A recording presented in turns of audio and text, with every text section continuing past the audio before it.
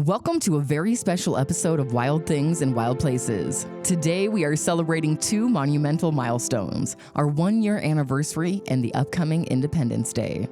We have an incredible lineup for you in this episode, starting with a stirring rendition of the Star-Spangled Banner by the talented Josh Turner. Following this powerful opening, our host, Joshua Coursey, takes to the mic to reflect on the journey of Wild Things and Wild Places over the past year, and to share his thoughts on the true meaning of the 4th of July. To close this special episode, we present a captivating recording from the YouTube channel Mona Rose, titled Star-Spangled Banner as You Never Heard It. You won't want to miss this moving tribute. Let's continue to celebrate our freedom and the wild places that inspire us. Enjoy the episode.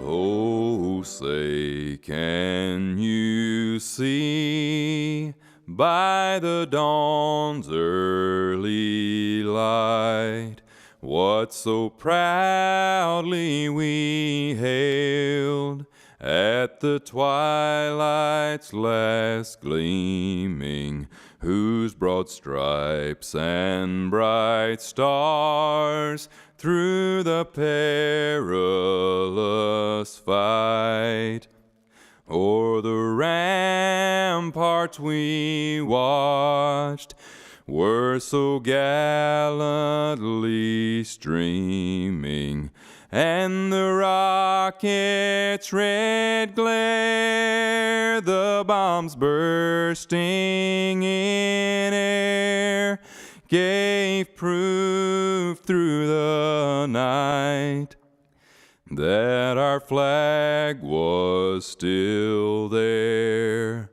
Oh, say, does that star-spangled banner yet wave o'er the land of the free and the home of the brave? And welcome to another episode of Wild Things in Wild Places, a very special episode at that. Not only July 2nd, here right before our celebration of our Independence Day, but also a 1-year anniversary, if you recall, if you've been with us now for over a year or right at a year. We launched Wild Things in Wild Places on July 4th intentionally as a nod to the freedoms that we have to be able to even talk about mule deer and hunting and the outdoors and all the things that encompasses Wild Things in Wild Places, as really a nod to the sacrifices that have been made by many to allow us to live in such a blessed nation with the freedoms that we have. But as we approach our Independence Day, our 248th Independence Day, a date that every American equates to be not only our Independence Day, but also just by many accounts, July 4th, a federal holiday, our nation's birthday, and a day Americans have celebrated since the 18th century. And so I'd like to dive in just a little bit. This is a great episode if you're going to be camping or you're going to be in the mountains. You could download this, share around a campfire, share with friends and families. I think it's important that we look back and we just really recognize the significance of this celebration. The first celebration took place in Philadelphia, the site of the Declaration of Independence, in the year 1776, mere days after the Declaration was signed. The celebration continued each year in Philadelphia and soon spread around what became this new nation, America.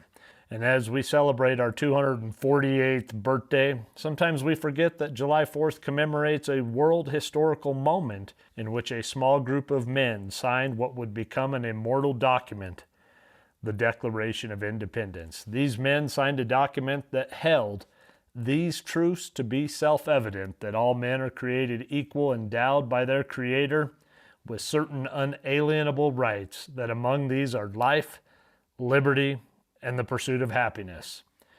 Truths, equality, rights, life, liberty, the pursuit. We celebrate July 4th to honor these founding principles. While our founders risked their lives to forge these principles and create the nation that we enjoy today, Their successors, too, relied upon these same founding principles to ensure that our nation shall not perish from the earth. Delivering his Gettysburg Address in the midst of a ferocious civil war, President Abraham Lincoln promised Americans a new birth of freedom by striving to realize our nation's founding principles. President Franklin Delano Roosevelt convinced Americans that they would endure, revive, and prosper in the face of depression and world war, so as long as they continued to pursue and realize our nation's founding principles. And not that long ago, on July 4th, 1986, President Ronald Reagan reminded Americans of their duty to the past, of which we are so proud, our hopes and our aspirations for the future of the world and this much-loved country. America's founding principles have brought and will continue to bring our nation through many trying times. Our hopeful and tireless strivings to realize that these principles act as the most precious gift we can give to this or any future generation of Americans. And that national anthem there, done by Josh Turner, the beacon of freedom, our national anthem. And when we look at that and how that was penned, I'm going to include a closing clip that I think you'll find to be historic, thought-provoking, and profound nonetheless. But I would like to take this opportunity also to say thank you for tagging along and riding with this brand, riding with Wild Things and Wild Places for the past year. All of these episodes in our library available on the website and maybe the podcast service that you find to be most suitable for your connection. But I would also like to challenge you to share this with others, to recognize that even Wild Things and Wild Places, even Muley Fanatic Foundation and the freedoms that we have every day in every occupation that make up this great nation, and all of those of you that listen to this, that it comes at a great sacrifice, one to be held in the highest regard, to know that the freedoms and the blessings that we have did not come cheap, and they won't continue to come cheap. I am blessed to live in this country. I am blessed to be an American, just as all of you are as well. And I thank you for your time. I thank you for your ideas. I thank you for your feedback, and I encourage you to continue to reach out and share those. You have good topics or good content, good guests, things that you would like to hear more of. Be happy to accommodate that, and would like to really engage over this next year, a new chapter for Wild Things and Wild Places, to really engage and solicit that feedback from you so we can grow this together. This is just one of many platforms available for the Muley Fanatic Foundation, one that we have found to put great value and stock into to continue to be able to provide weekly and timely updates to the ongoings of the efforts of the Muley Fanatic Foundation and our many chapters, our many members and our many supporters, and the issues that surround not only our hunting heritage, but also specifically mule deer. I thank you for this opportunity to be able to visit with you on this special occasion, not only marking our 1-year anniversary, but then being here the week of our celebration of our independence. On that note, when you listen to the national anthem, I'd really like you to take a listen to this special clip, as I've referenced, that will really give an insight to a time, what seems to be long ago, but in the history of our world, not really that long, and really understand and appreciate the values and what we've just referenced here, those principles, truths, equality, rights, life, liberty, and the pursuit that honor these founding principles. With that, my hat's off to you, and I wish for you, your family, your friends, those that you get to share this special holiday with, a happy 4th of July. No other date on the calendar more potently symbolizes all that our nation stands for more than the 4th of July. God bless you. God bless the United States of America. There was a lawyer once. His name was Francis Scott Key. He penned a song that I'm sure you're aware of. You've seen it. It's in most hymnals throughout our churches. It's called the National Anthem. It is our song as an American.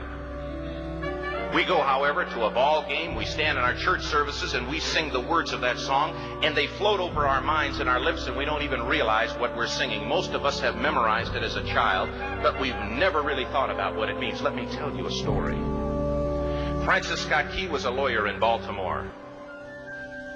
the colonies were engaged in vicious conflict with the mother country, Britain.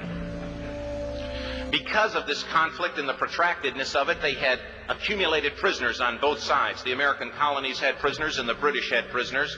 And the American government initiated a move. They went to the British and they said, let us negotiate for the release of these prisoners. They said, we want to send a man out to discuss this with you. They were holding the American prisoners in boats about 1,000 yards offshore. And they said, we want to send a man by the name of Francis Scott Key. He will come out and negotiate to see if we can make a mutual exchange. On the appointed day, in a rowboat, he went out to this boat and he negotiated with the British officials. And they reached a conclusion that men could be exchanged on a one-for-one basis. Francis Scott Key, jubilant with the fact that he'd been successful, went down below in the boats, and what he found was a cargo hold full of humanity, men. And he said, men, I've got news for you tonight. You're free. He said, tonight I have negotiated successfully your return to the colonies. He said, you'll be taken out of this boat, out of this filth, out of your chains. As he went back up on board to arrange for their passage to the shore, the admiral came and he said, we have a slight problem.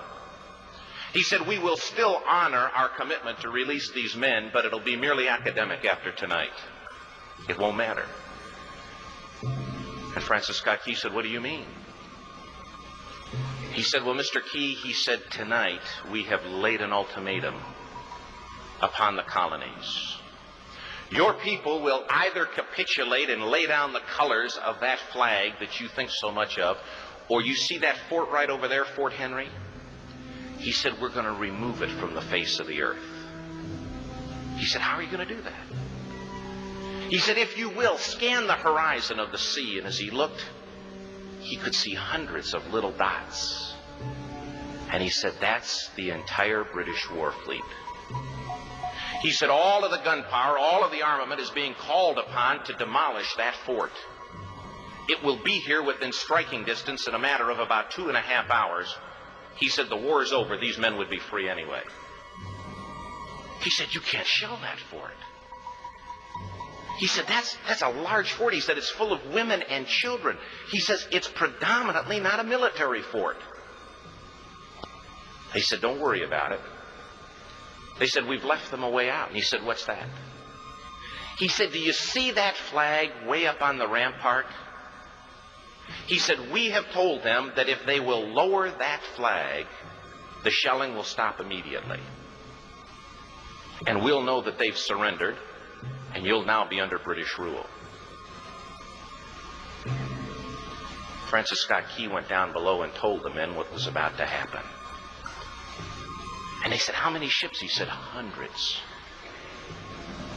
The ships got closer. Francis Scott Key went back up on top and he said, men, I'll shout down to you what's going on as we watch.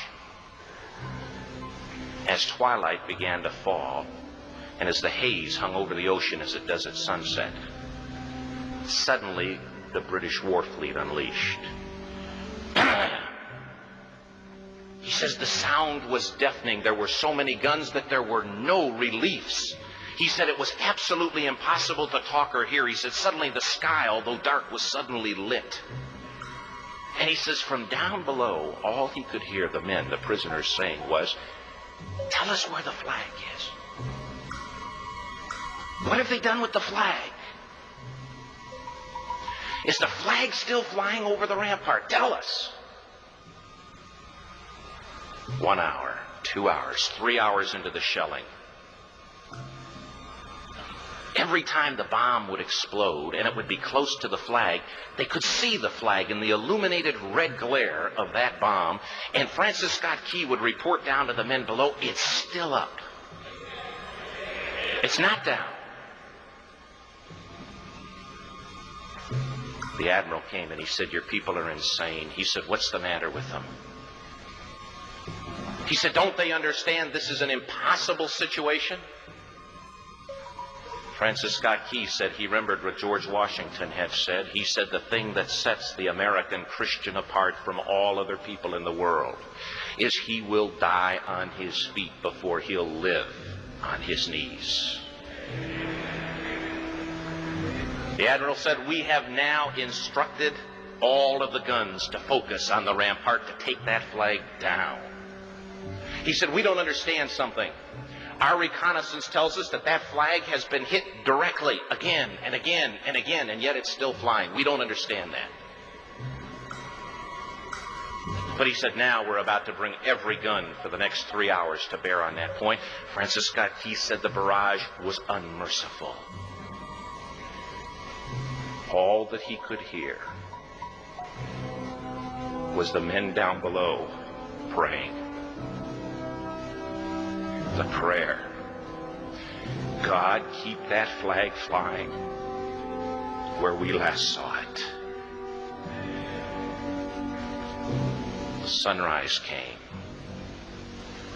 He said there was a heavy mist hanging over the land, but the rampart was tall enough.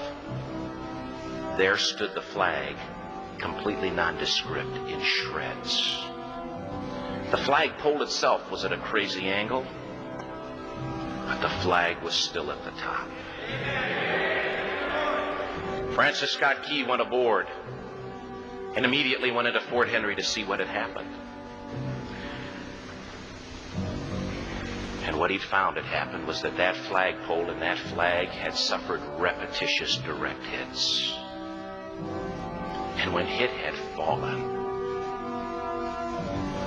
but men, fathers, who knew what it meant for that flag to be on the ground,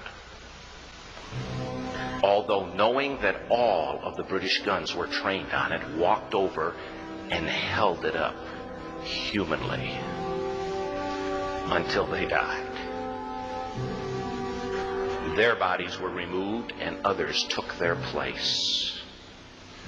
Francis Scott Key said what held that flagpole in place at that unusual angle were patriots' bodies. He penned the song, "Oh, say can you see by the dawn's early light what so proudly we hailed at the twilight's last gleaming. O'er the rocket's red glare, the bombs bursting in air, gave proof through the night that the flag was still there. Oh, say, does that star-spangled banner yet fly and wave o'er the land of the free and the home of the brave?" The debt was demanded. The price, it was paid. Oh, say, can you see by the dawn's early light what so proudly we hailed at the twilight's last gleaming, whose broad stripes and bright stars through the perilous fight o'er the ramparts we watched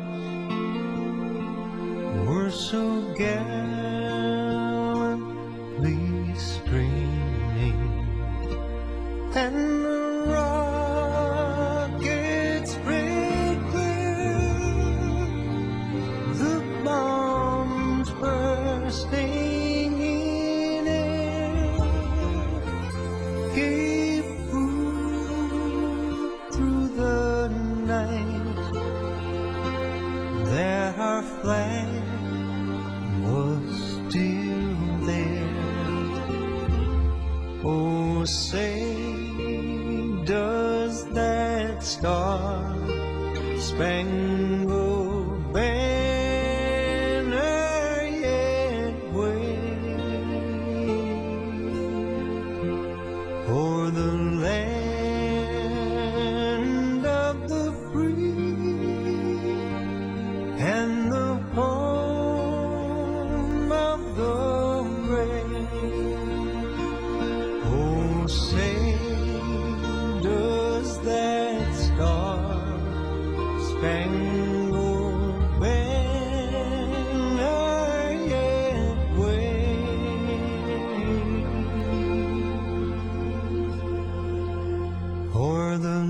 land.